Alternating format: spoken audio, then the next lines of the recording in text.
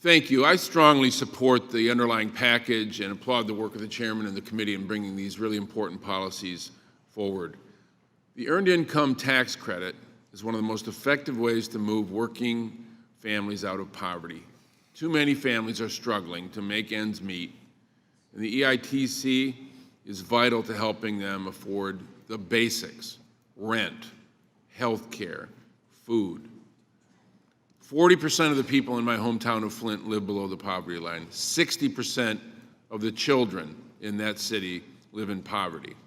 A third of the people in Saginaw, Michigan, another community I represent, live in poverty.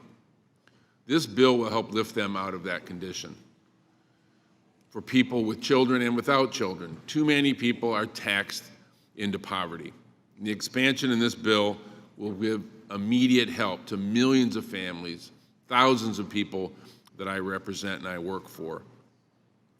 This bill also improves and expands the child tax credit used by families who are working really hard to raise their kids.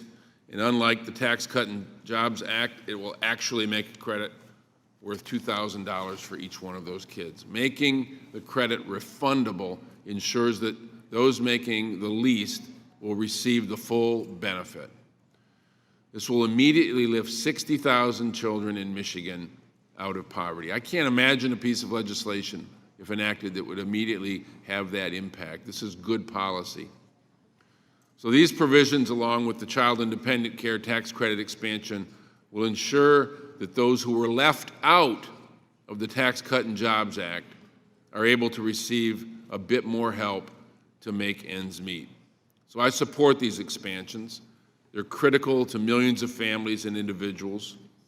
Corporations and the wealthiest people in this country saw huge benefits from the Tax Cuts and Jobs Act, and this bill will help those who were purposely left out of that legislation. I'm in strong support and look forward to finding ways to make these improvements in critical programs permanent.